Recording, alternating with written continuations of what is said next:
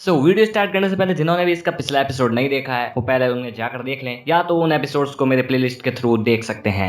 Episode की starting में हम देखते हैं कि मोइचिरो योरिची की डॉल की चाबी कोतेत्सु नाम के छोटे शॉर्ट्स में से मांग रहा होता है, लेकिन कोतेत्सु उसे चाबी देने से इनकार कर देता है। पर क्यों, इसे हम आगे जानेंगे। वहीं दूसरी ओर तांजीरो उन्हें देख रहा होता है और सोचता है क्या वो दोनों झगड़ रहे हैं। वो उन्हें रोक भी नहीं सकता, किसी के निजी मामले में दखल देना उसे सही नहीं लगता। लेकिन तभी मोइचिरो कोतेत्सु को जोर से थप्पड़ मार देता है। इस पर तांजीरो उसे आकर रोकता है और उसे छोड़ने को कहता है, जिस पर मोइचिरो उससे पूछता है कि तू कौन है। इस पर तांजीरो उससे कहता है कि तुम एक छोटे बच्चे के साथ ऐसा कैसे कर सकते हो। इस पर तांजीरो उसका हाथ उसके कॉलर से हटाने की कोशिश करता है, जिस पर वो सोचता है इसके हाथ मुझसे भी पतले हैं और शायद ये मुझसे छोटा भी है। जिस पर गुस्सा होकर मोइचिरो तांजीरो के पेट में कौनी मारकर उसे नीचे गिरा देता है। इस पर मोइचिरो कहता है तुम काफी कमजोर हो, तुम्हें डीमन स्लेयर कॉर्प्स में किसने रख लिया और लगता है तुम्हारे इस बॉक्स में कोई डीमन भी है। मोइचिरो उसे छूने ही वाला होता है कि तभी तांजीरो उसका हाथ झटक कर कहता है इसे हाथ लगाने की हिम्मत मत करना।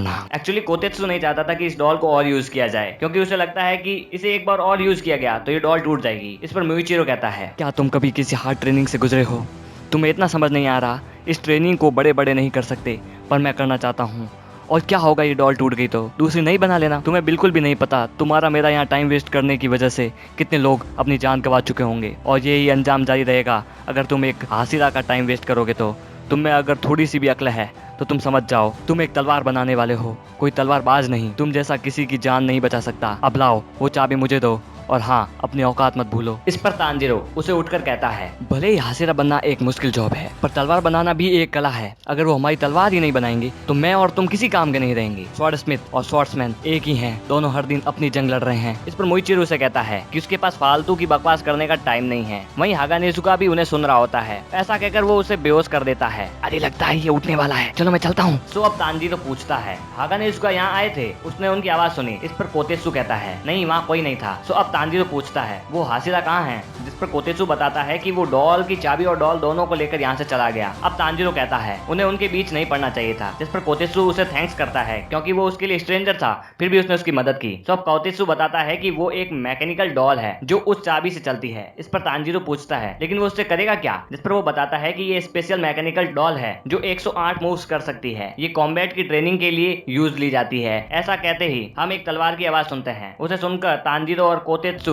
जहाँ मोइचिरो योरिची की उस डॉल के साथ ट्रेनिंग कर रहा होता है। अब कोतेत्सु बताता है ये डॉल उसके पूर्वजों द्वारा बनाई गई है, योरिची टाइप 0। इस पर तांजीरो पूछता है लेकिन इसके 6 हाथ क्यों हैं? इस पर कोतेत्सु बताता है कि उसके फादर ने बताया था कि ये डॉल एक असली आदमी पर बेस्ड है और उस बंदे की बराबरी ये डॉल तब तक नहीं कर सकती जब तक उसे 6 हाथ ना दिए जाएं। अब तांजीरो सोचता है उसे उसने कहीं तो देखा है। अब तांजीरो कोतेत्सु से पूछता है कि ये बंदा कौन है, लेकिन उसे भी उसके बारे में कोई जानकारी नहीं थी क्योंकि वो सेंगोकू पीरियड में था, यानी 300 साल पहले वो जिंदा था। अब उसे मरे हुए 300 साल हो चुके हैं। अब कोतेत्सु कहता है कि इस डॉल को काफी अच्छे तरीके से बनाया गया है। अगर ये डॉल टूट गई तो आज के जमाने में उसे कोई भी ठीक नहीं कर पाएगा। उसके डैड गुजर चुके हैं और ना ही उसका कोई भाई है और ना ही बहन और ना ही उसकी देखभाल करने वाला कोई। वो अकेला ही उसे संभालता है। लेकिन अगर ये डॉल टूट गई तो वो उतना कैपेबल नहीं है कि उसे ठीक कर सके। तुम सही हो, ये बंदा भी काफी टैलेंटेड है। ये मेरी उम्र का ही है, पर फिर भी ये हासिरा बन गया है। तुमने सही कहा।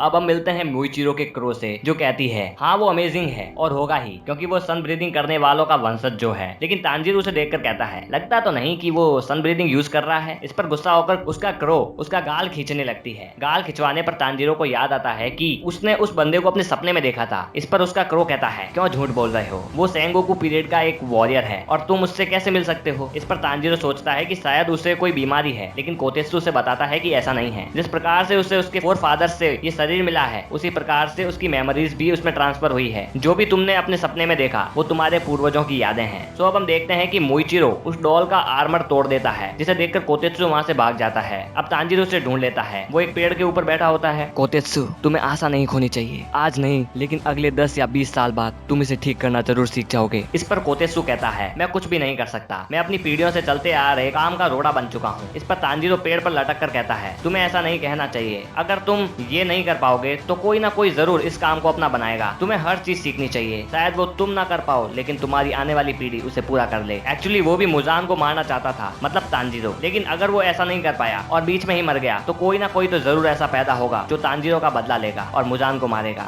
इस पर कोतेत्सु मान जाता है और वो उसे देखने के लिए चले जाते हैं। जहाँ हम देखते हैं मोइचिरो अपनी ट्रेनिंग खत्म कर चुका था, लेकिन उसकी तलवार ट्रेनिंग के दौरान हल्की खराब हो जाती है। तो मोइचिरो उस डॉल का एक हाथ तोड़कर उसकी तलवार ले लेता है है। सो अब हम देखते हैं बारिश शुरू हो जाती है और कोतेत्सु उसी डॉल को देख रहा होता है। वो सोचता है कि ये डॉल खराब हो चुकी है। वो उसकी चाबी घुमाता है और वो डॉल वर्क करने लगती है। सो अब कोतेत्सु कहता है कि तांजीरो, तुम्हें अब इस डॉल के साथ ट्रेनिंग करनी होगी और उस बंदे से ज्यादा स्ट्रॉन्ग बनना होगा। सो अब अगले दिन से वो ट्रेनिंग स्टार्ट करता है, लेकिन तलवार की जगह उस डॉल के हाथ में लकड़े होते हैं। लेकिन फिर भी तांजीरो उसे संभाल नहीं पाता। अब कोतेत्सु कहता है अच्छे से ट्रेनिंग करो तांजीरो और उसे हरा कर उसे चिढ़ाओ। लेकिन तांजीरो मना कर देता है और सोचता है कि मोइचिरो काफी खतरनाक है, भले ही वो उससे छोटा हो पर वो एक हासिरा है। तो तांजीरो अपनी ट्रेनिंग फिर स्टार्ट करता है, लेकिन अभी भी उसके वारों को वो संभाल नहीं पाता। इस पर कोतेत्सु तांजीरो की बेइज्जती करता है कि उसे डीमन स्लेयर ज्वाइन किसने करवाया, और करवाया भी तो ये अभी तक सर्वाइव कैसे कर पाया। और तो और वो ये भी कह देता है कि जब तक वो उसके कहे अनुसार काम नहीं करेगा तो उसे खाना पानी नहीं देगा। इस पर तांजीरो दुखी हो जाता है। तो वो ट्रेनिंग के चौथे दिन भी उन लकड़ी के वार को संभाल नहीं पाता। तो कोतेत्सु उसे